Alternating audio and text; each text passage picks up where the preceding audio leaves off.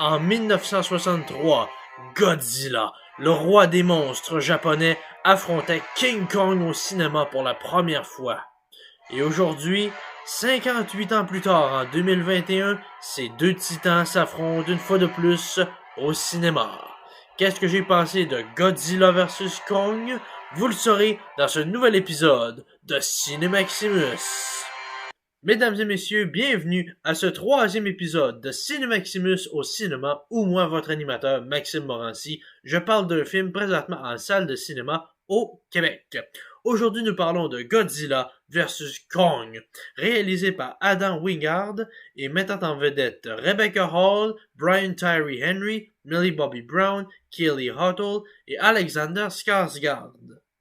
C'est présentement la conclusion au Monsterverse des studios Warner Brothers, ayant débuté en 2014 avec Godzilla de Gareth Edwards, suivi en 2017 par Kong Skull Island et en 2019 par Godzilla King of the Monsters. L'histoire du film est que, contrairement aux précédents films de cette série, où Godzilla ne se bat en pleine ville que pour assurer sa dominance face à d'autres monstres menaçants, cette fois, il se met à attaquer des villes et installations scientifiques pour apparemment aucune raison.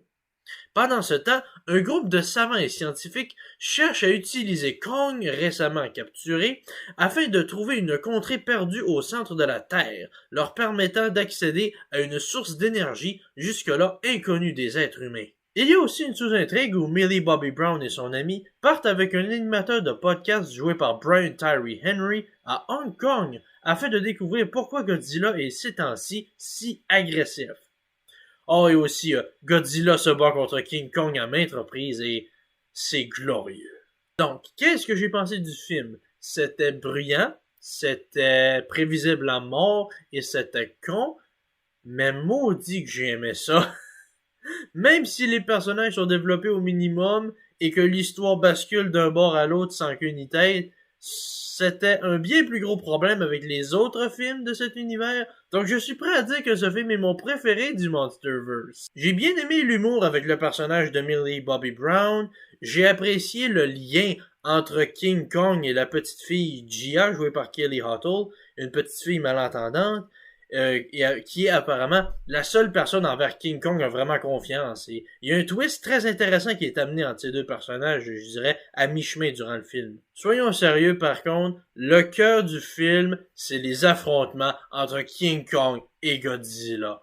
Oh mon Dieu que c'est satisfaisant. Certaines des meilleures scènes d'action que j'ai vues jusqu'à maintenant cette année. Voir ces deux titans s'affronter pour la première fois en un demi-siècle était tout simplement épique. Ça valait la peine d'attendre aussi longtemps pour les voir s'affronter. Et aussi prévisible que le twist de la fin était, quand j'ai allumé sur où est-ce que le film s'en allait, j'étais genre « Ah, on fait ça!